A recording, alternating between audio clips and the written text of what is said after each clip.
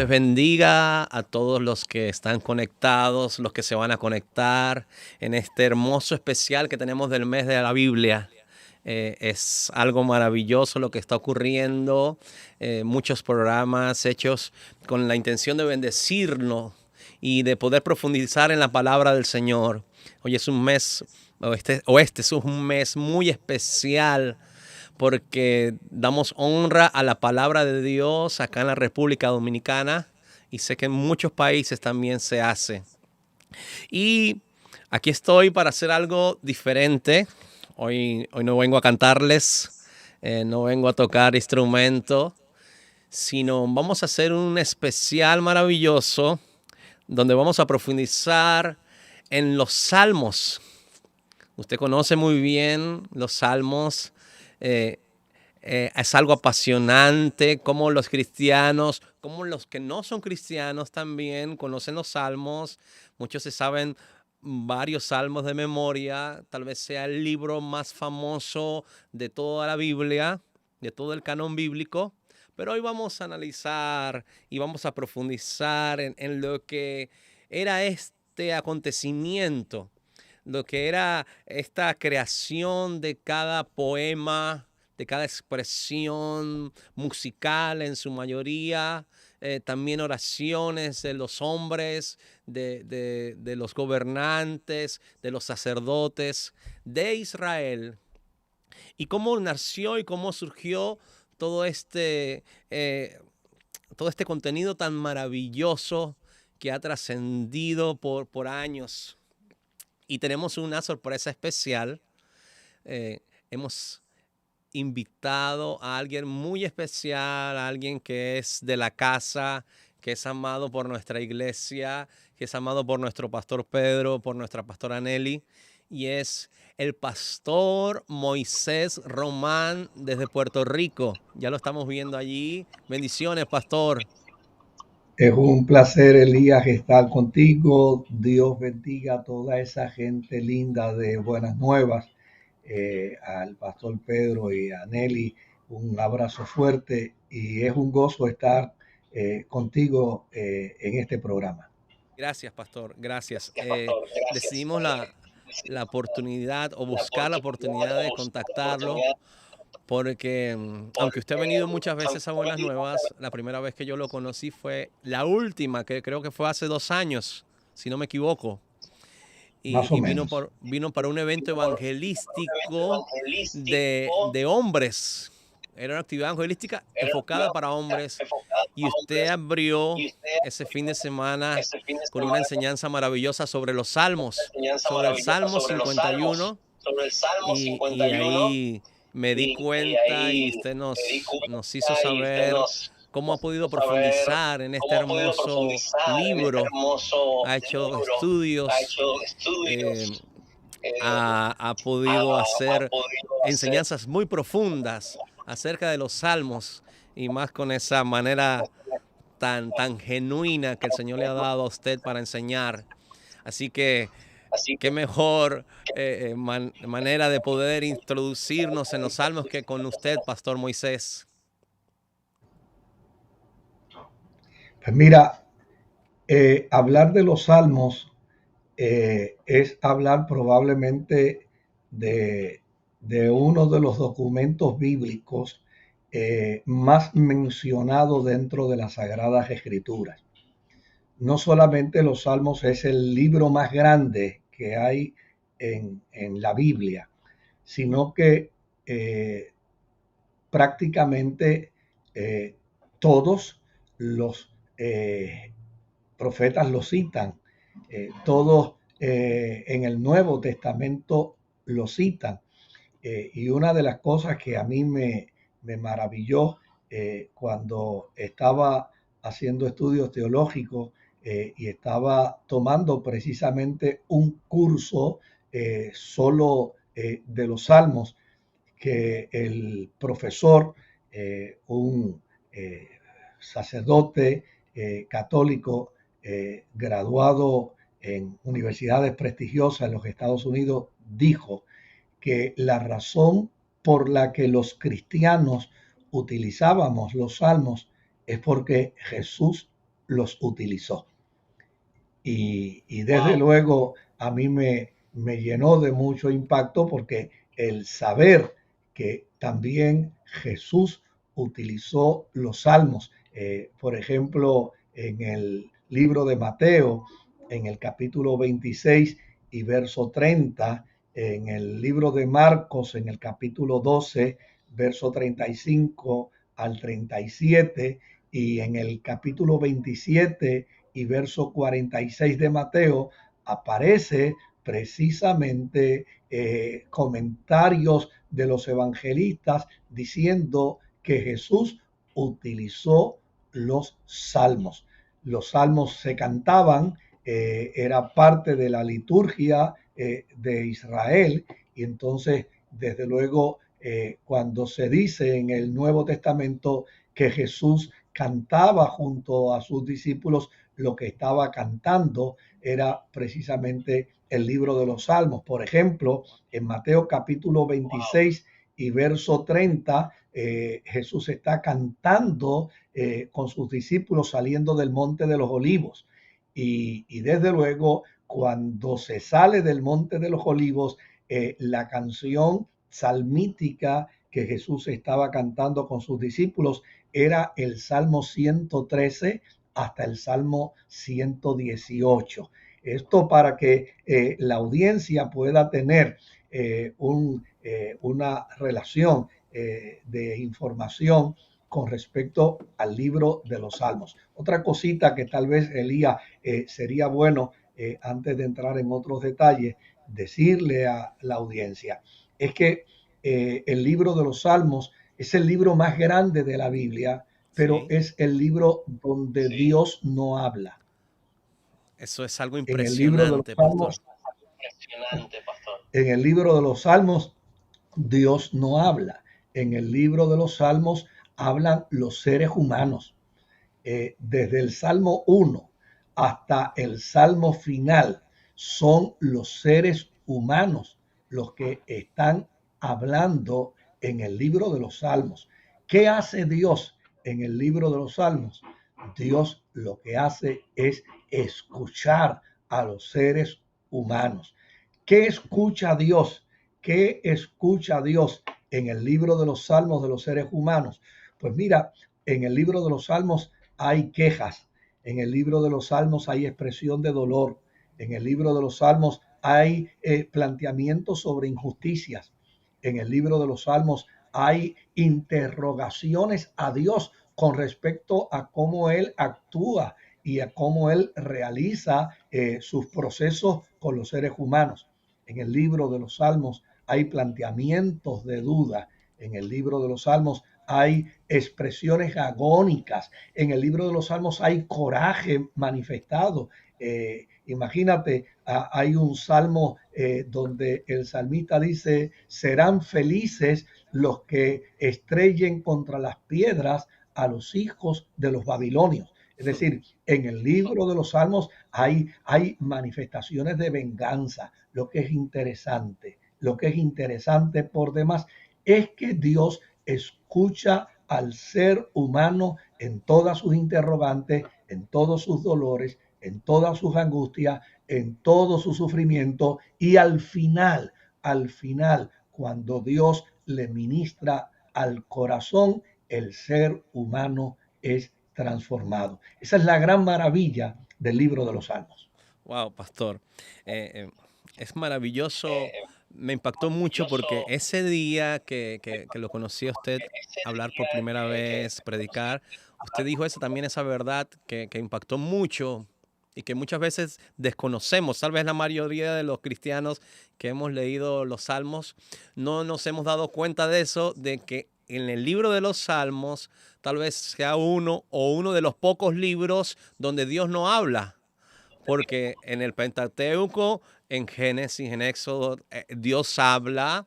En las crónicas, los libros de Reyes, de Samuel, Primera Samuel, en Jueces, Dios habla constantemente. En Isaías, en los profetas, todos esos libros que vienen luego de Salmos, también Dios habla. En los evangelios, el Señor siempre está hablando, pero en los salmos Dios nos habla. Y justo ahora, pastor, también me acabo de dar cuenta de algo y me gustaría que usted nos hablara un poco de eso.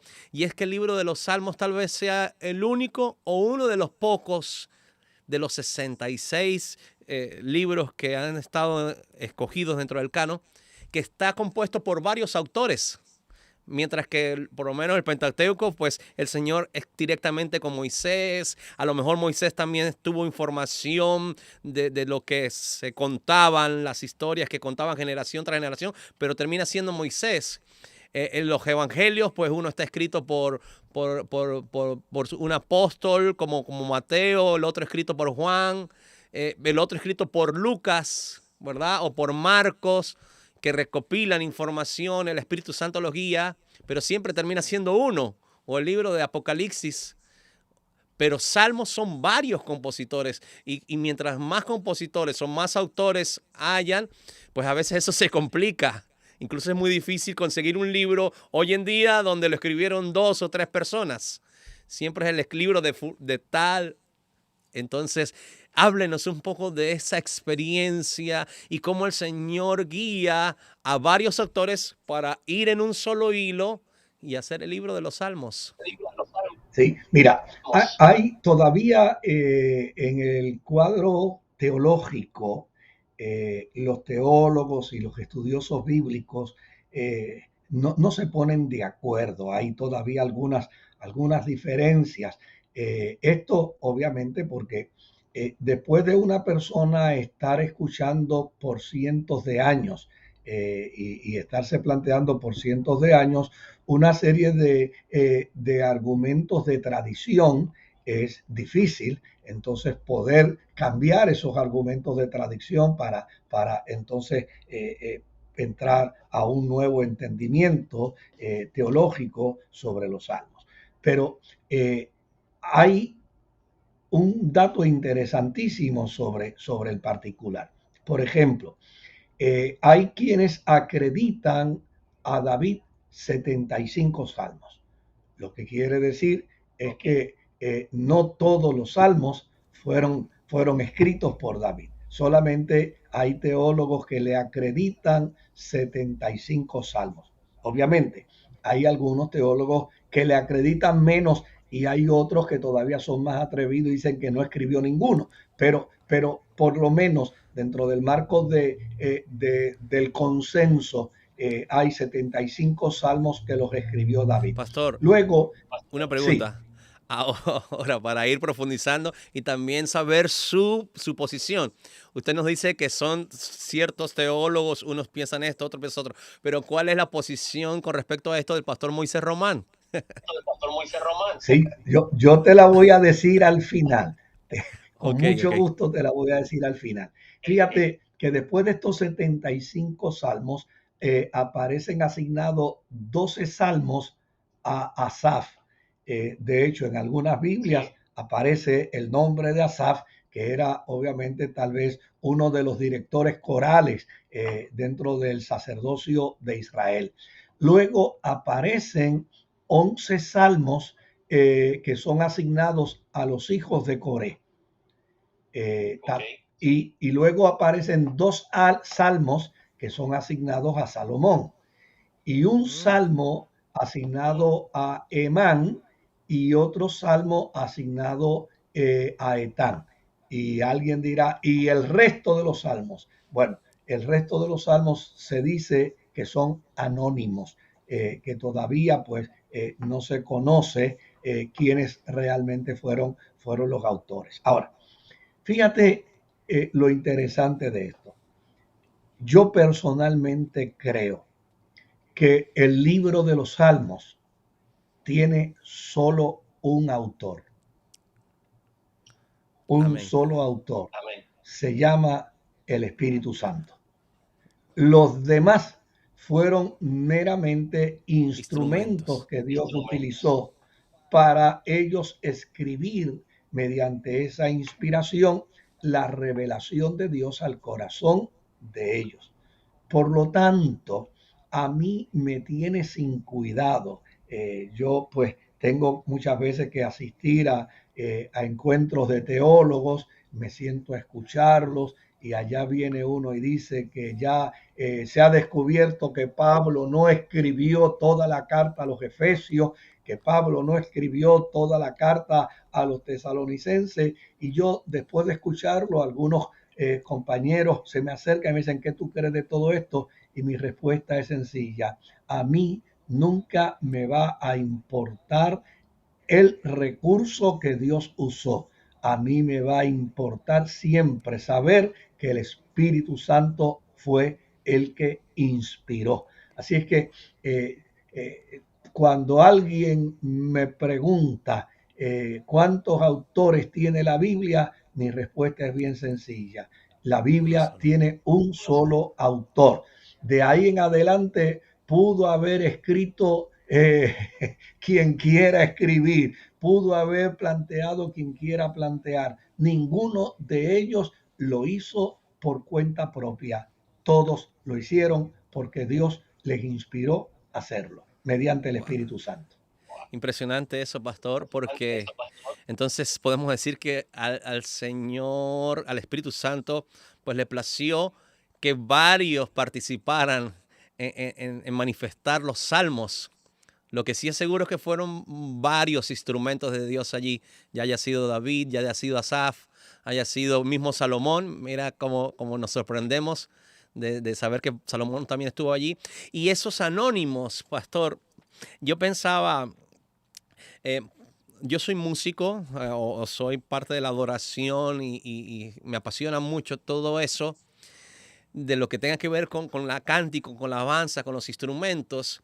Y sabe que, pastor, cuando se va a hacer un disco, por ejemplo, en la iglesia vamos a decidir hacer un disco y salen canciones nuevas, pero también salen canciones de hace años, porque se necesita completar siempre 10, 12 canciones, 13, 15. Entonces de repente el Señor nos inspiró con una canción nueva que va a estar en el disco, pero de repente alguien del grupo o alguien de la iglesia tiene una canción que había escrito hace 15, 20 años o 10 y termina siendo parte del disco. O tal vez agregamos alguna canción que es icónica de la iglesia, tal vez algún coro, ¿verdad? Tal vez algún himno. Entonces pienso que tal vez, no sé si me equivoco, tal vez haya pasado así con esos salmos que se dicen que son anónimos, que hayan sido parte de de la cultura de las generaciones y después terminan siendo plasmados. Mira, el elemento importante con respecto a los salmos, a mi juicio, es el hecho que los salmos son vivencias humanas. Es la forma y manera como los seres humanos se expresan ante Dios. Y desde luego yo no tengo la menor duda que aconteció las cosas que han acontecido. Sucedieron y las cosas que hoy suceden. Por ejemplo, escuchándote a ti, Elías, hace como unos 25 años atrás en nuestra iglesia grabamos un disco Sí, y luego que hicimos toda la selección musical, el director y las personas que estaban trabajando el espectro del sonido y de la grabación se me acercan y me dicen, falta una canción porque se nos quedaría un bache como de 3 minutos y medio. Y yo le digo, falta una canción y me dicen, sí. Le digo, dame 5 minutos y ya mismo yo te digo. Entré a mi oficina, agarré el lápiz y papel y escribí una danza puertorriqueña con la letra de un himno. wow. Y salí y le dije, ahora me tienes que dar por lo menos media hora en lo que trabajamos la partitura, en lo que trabajamos la asignación de la instrumentalización y de las voces.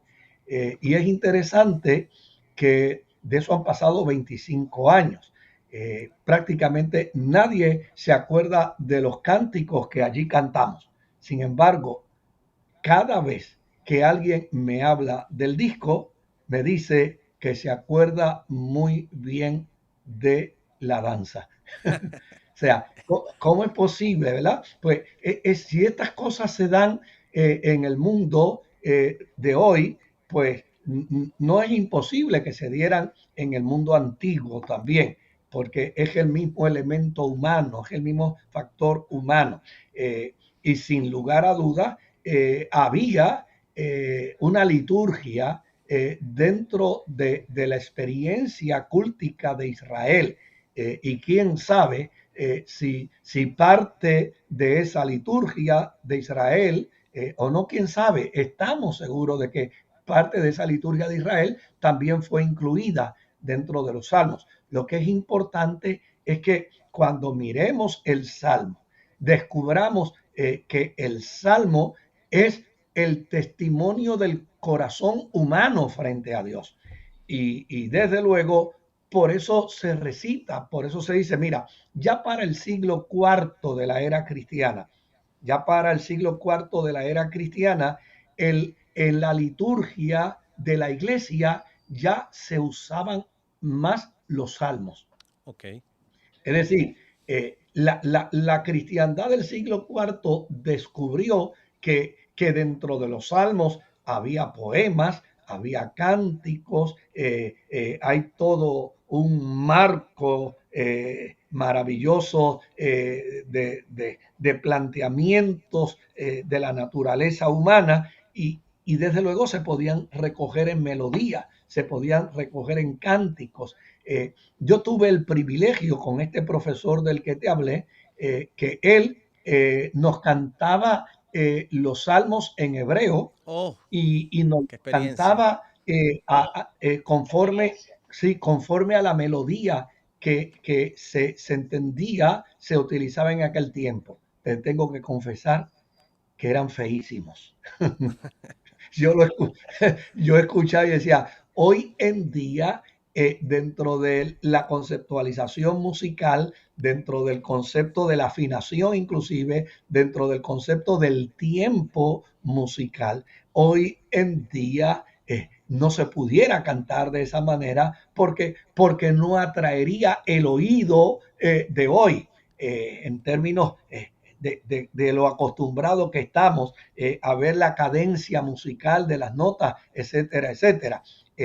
Lo que es importante entonces es descubrir que la letra del Salmo, un ejemplo de ello, el Salmo 51, ¿verdad? Sí, Que tradicionalmente se atribuye a David. Pues es un salmo maravilloso, pero ese salmo ha sido mío muchas veces en mi vida.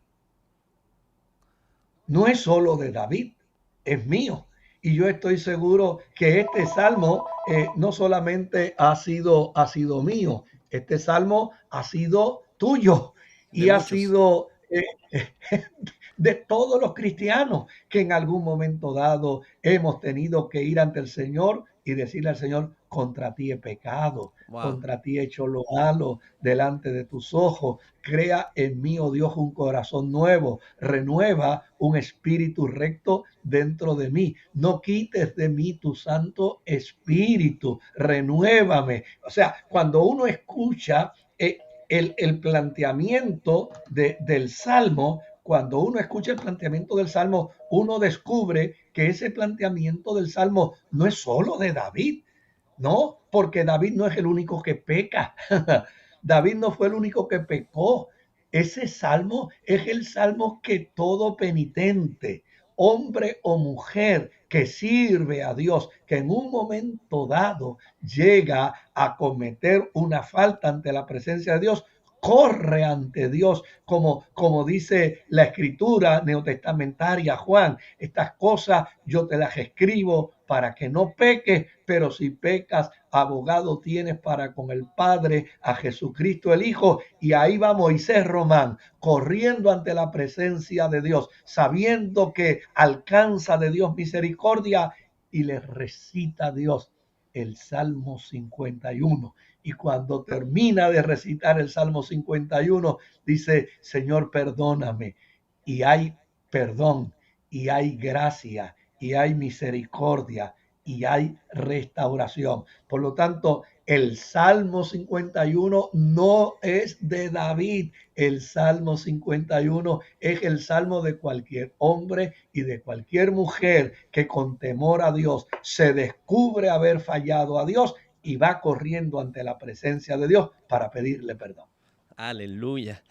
¿Será esa la razón por la cual tan rápidamente todos nos conectamos con los salmos? Cuando digo todo es el cristiano que tiene mucho tiempo, pero también el que se acaba de convertir o incluso el que no se ha convertido. Recita, lee un salmo, lo escucha y dice, Me impacta el contenido que tiene, tal vez por eso se impacta tanto. Y usted habla algo ahora que el salmo es suyo, el salmo también es mío, de acuerdo a lo que esté atravesando. Y así ha pasado con todos los cristianos, incluso con los apóstoles, incluso con los profetas, incluso con el Señor Jesús. O sea, el Señor Jesús hizo salmos para él en momentos específicos, como usted hablaba en el Monte de los Olivos. Me impactó mucho. Siempre que aparece algo en la Biblia que hable de la música o de hable cántico, dice que cuando estaban tomando la Santa Cena y cuando el Señor ya se estaba despidiendo esa noche antes de ser crucificado, dice en un momento que cantaron el himno. Que ellos cantaron un himno allí y el Señor Jesucristo canta un himno y seguramente lo canta con mucha pasión, con mucho sufrimiento. Seguramente cantaría algún salmo sabiendo que después se venía la hora de ir a Getsemaní y al otro día ser entregado. Desde luego, cantó un salmo y hay Lo hizo suyo. inclusive teólogos, sí, y hay inclusive teólogos que dicen que en el periodo de lo que denominamos muerte y pasión de Jesucristo, eh, Jesús utilizó los salmos desde el 113 hasta el 115 y se mantuvo utilizando esos salmos. De hecho, algunas de las 7 palabras dichas por Jesús en la cruz estaban enmarcadas dentro de los Wow. salmos. No solamente estaban enmarcadas en los profetas, sino que estaban enmarcadas en los salmistas. Y con esto lo que se estaba validando es que el salmista, el que canta, el que adora, en un momento dado, bajo la inspiración del Espíritu Santo, puede estar dentro del contexto del profetismo, puede estar dentro del contexto de la profecía. Ahora, fíjate qué interesante que el salmo o los salmos tienen una diversidad de géneros. Sí. Están los himnos, ¿verdad? Los himnos. Pero también están las lamentaciones individuales de algunos de los salmistas. Están también las acciones de gracia de algunos de los salmistas. Están también las lamentaciones del pueblo. En O los sea, no, salmos no encontramos. lamentación personal, sino lamentación del pueblo. No, se recogió toda la lamentación de un pueblo y se condensó y se expresó dentro de un salmo. En ¿Eh? plural. Eh, en plural, correcto. Por el otro lado, están también las acciones de gracias del pueblo. Es decir, por ejemplo, una persona tenía una expresión de gratitud a Dios y llegaba al templo. Y cuando llegaba al templo, salía del templo y convocaba a la gente para que lo acompañara a una marcha por el pueblo, por la ciudad de Jerusalén, dando gratitud. Y desde luego una de las cosas que podía decir era, venid y aclamemos. Fíjate que está hablando en plural. Dice, venid y aclamemos a nuestro Dios, porque Él no se ha olvidado de nosotros Wow. y de nosotros siempre ha tenido misericordia. Fíjate que está hablando en plural. Lo que quiere decir es que habían acciones de gracia del pueblo comunitarias también dentro de los salmos. Hay otro dato, Elías, que me gustaría resaltar. No sé si es costumbre allá, ¿verdad? Pero acá lo es. ¿Cuál es el salmo que más se utiliza? El ¿Cuál es el 23. salmo que más? El Salmo 23, sin duda. ¿Verdad? Cuando yo era niño, mi padre me llevaba mucho a los velorios porque mi padre me enseñó y me decía, Moisés, si te invitan a una fiesta y te puedes excusar, excúsate. Una fiesta nunca será tan importante como un velorio. Wow. Me decía, si te invitan a una fiesta y te puedes excusar, excúsate. Pero a un velorio tienes que ir aunque no te inviten. Porque es donde está el dolor, donde está el sufrimiento, que tú tienes que hacerte presente. Y desde luego, mi padre vivía eso. Mi padre iba a todos los velorios de la comunidad. Él asistía. Y entonces, cuando yo llegaba con él, buscaba la estampillita esa que ponen la fecha de cuando Sí, sí, nació, sí. de cuando murió. Y yo decía, a que tienen el Salmo 23. Y cuando No, no llegaba hay, allí, no hay ninguna empresa de velorio que sea atea. Tienes que tener no, un no. salmo, un mensaje Entonces, cristiano. cuando llegaba allí, allí estaba el Salmo 23. Y yo me preguntaba, yo decía, oye, ¿por qué razón utilizarán tanto el Salmo 23? Desde luego, pregunté, pero las respuestas que me daban no me satisfacían mucho. Hasta que finalmente pude descubrir a través del estudio de las Escrituras por qué la cristiandad usa tanto el Salmo 23. Y es que el Salmo 23 era el salmo que utilizaban los viajeros de Jerusalén Oh, cuando iban a viajar, cuando ellos iban a viajar a Babilonia, cuando iban a viajar a Egipto, cuando iban a viajar a Mesopotamia.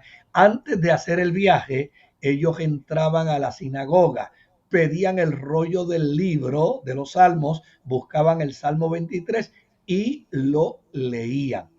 ¿Por qué ellos leían el Salmo 23? Porque el Salmo 23 es comienza con una declaración de fe, de presencia de Dios.